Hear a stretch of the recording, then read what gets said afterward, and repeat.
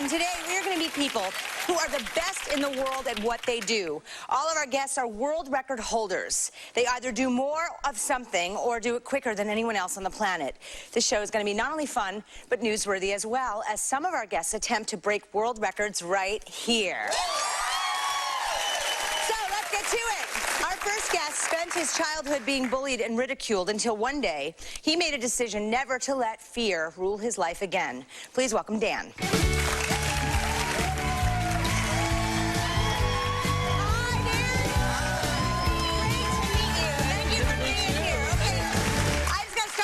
Crazy. Oh, thank you.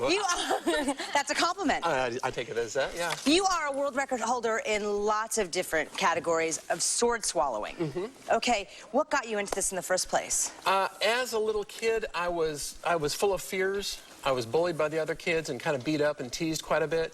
And so I vowed I wanted to do real magic. I wanted to do things the other kids couldn't do. So what made you turn to sword swallowing? Well, I ended up a missionary in India, and I was on my deathbed in India the week before my 21st birthday. And I had fears my whole life, and I'd let fears kind of rule my life. And I finally just said, you know what, I'm not going to let fears rule my life any longer. And I kind of gave it to God, and I said... In a big way. In a big way. And I said, if you let me live until I'm 21, I will not let fear rule my life any longer. I'm going to take on risks and challenges. And I made a list of thrones, a list of goals that I wanted to do. Yeah, tell us, what are thrones? Thrones are major life goals, like a cross between dreams and goals, like a bucket list. Like a bucket list. Like a bucket list. Okay, so let me just say, I have a bucket list of my own, and sword swallowing is not one of them. Well, and it's not for most people. It wasn't for me either.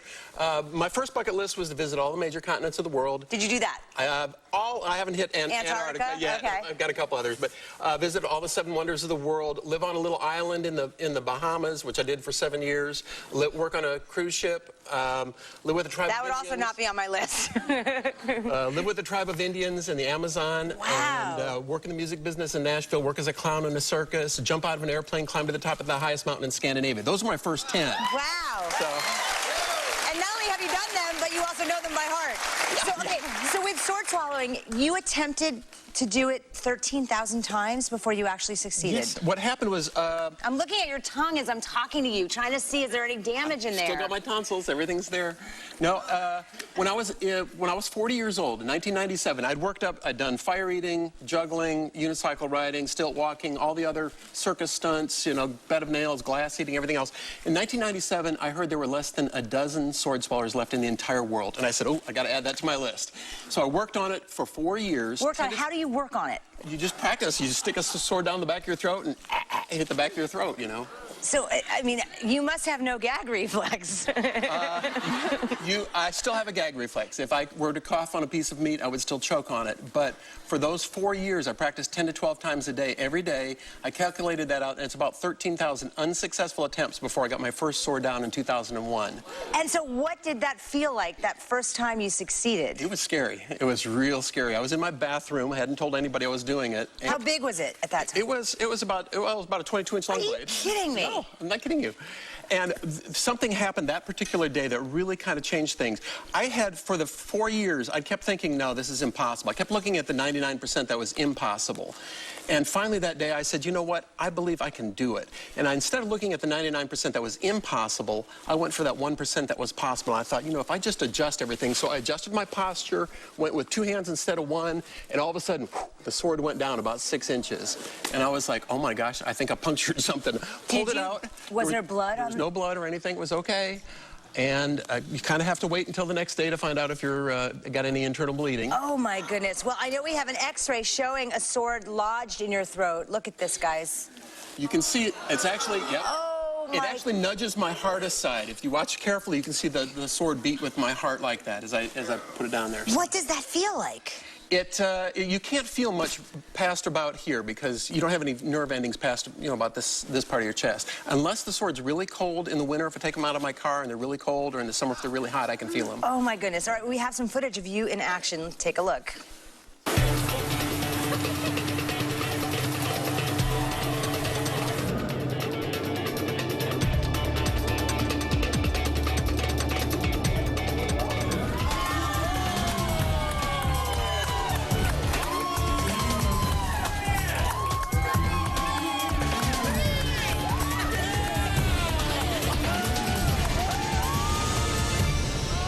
my goodness. Oh my goodness. Did that hurt? Good. Thank you. Thank you. So that you were pulling that car with the sword. 3,700 pounds of car covered with a million Swarovski gems at Ripley's, believe it or not, in Baltimore. It hurt. My mouth was bleeding because I had 3,700 pounds of pressure on the sword pressing down on my teeth, and my lips were numb for about 4 hours after that, but I did it. And you have a great smile still to boot. You do too. Oh my goodness. Well, today you're gonna show us a little thing or two, and all of you watching at home or in the audience, do not try this at home, right? No. Or on the Ricki Lake show. No. Okay, Dan, what are we gonna start off with? What I'm going to do is I'll start out with a kind of one of my longer swords. Is it okay if I stay over here? You can stay over there. Okay. I do want you to take a look at it, make sure it is a real sword, verify that's real steel. Yeah. Do you like sanitize it before? I do. I clean them with rubbing alcohol. And it's heavy, you guys. It's really heavy. But that's real steel. That's not going to fold up in the handle or anything, right? No, that is not. And I'll do this one fairly quickly for you. Now, this one will go right down here to about to my belt buckle here. Oh. Okay. And I will nudge my heart aside, repress the gag reflex here in the back of the throat. When do you nudge your heart aside? The heart is in the center of your chest, and the esophagus kind of curls around it. So as I put the sword down, it nudges my heart over. Then I have to go through the diaphragm, relax the lower esophageal sphincter, repress the retch reflex in the stomach. I'll go past the liver and kidneys, all the way down to the duodenum. Now, if I go further than that, I'll go all the way down to my fallopian tubes. Wow, when I was excited, I did it. I missed that part because I was thinking of my joke. I was saying I did yoga today. I did like 10 sun salutations. I was really feeling good about myself, but not anymore. You want to see this? Okay, so... Here we go. So I'm going to try and drop this one. I'm going to attempt to do this one no hands. What?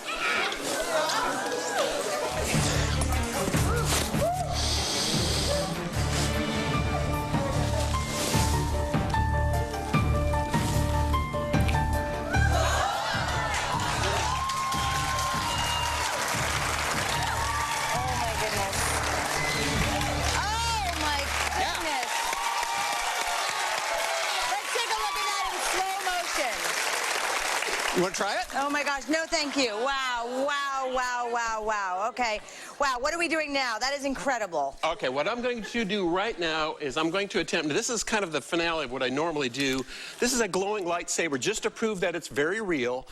And if we're lucky, you'll be able to see it shine through my neck here.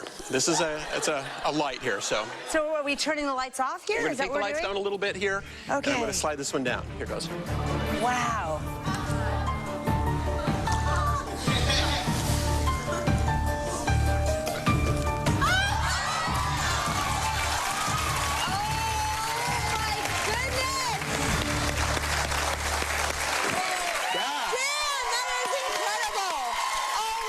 Amazing. When we come back, more with Dan. He's going to eat some things that will amaze and disgust you.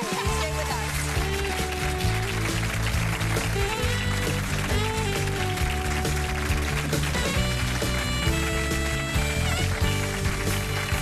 Coming up. I'd like you to take a look at that, make sure that's a real light bulb. Yeah, it's a 57 watt. Yeah, I'm on a diet. My mom always said to have a hot lunch, so that's what I do. So No. Still to come. Okay, Pete, you currently hold 208 records. Well, which of the records do you want to actually try to break today? Let's go for...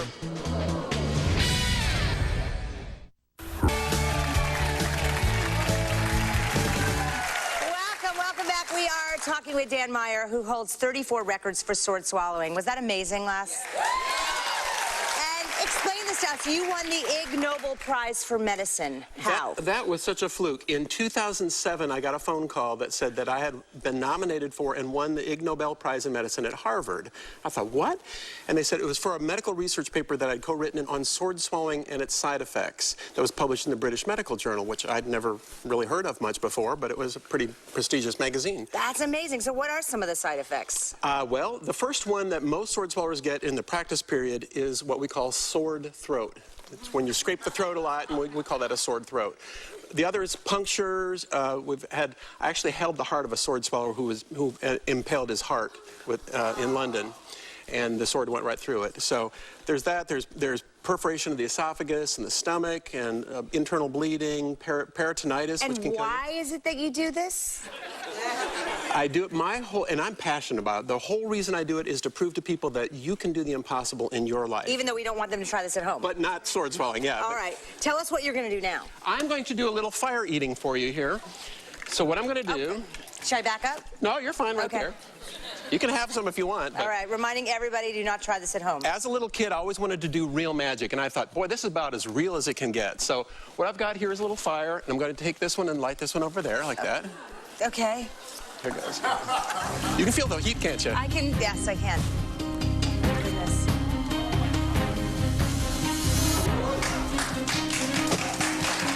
Here goes. Wow.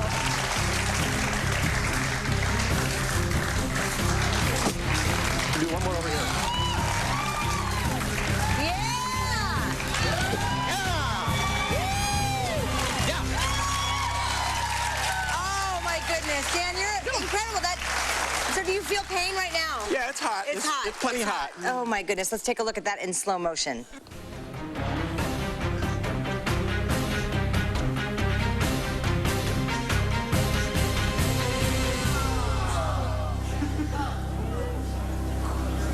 Wow. Guessing you like your salsa mighty hot, huh? I do. You do. All right, we have one more stunt for everybody here that does not involve swords or torches. What is it? This is kind of one of the early things that you learn in Sideshow, and I'd like you to take a look at that and make sure that's a real light bulb. Yep, it's a 57 watt. Yeah, I'm on a diet. So what I'm going to do is I'm going to take this, cover it over here, cover your eyes. I don't want to pop that light bulb there, okay? Pretty good? Yes.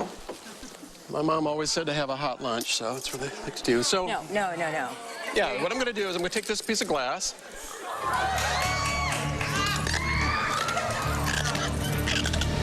I don't know if you can hear that. Hold the mic up. I hear it. Oh, boy.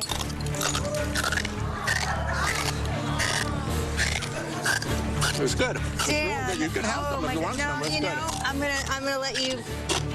You're hungry, huh? Oh, it's really good. It'll crunch like this for hours. So you're gonna swallow that? Yeah. I mean, how long does that take to get out of your system? No, tomorrow or so. And so is that painful? Like It sounds like a chandelier. But... Yeah.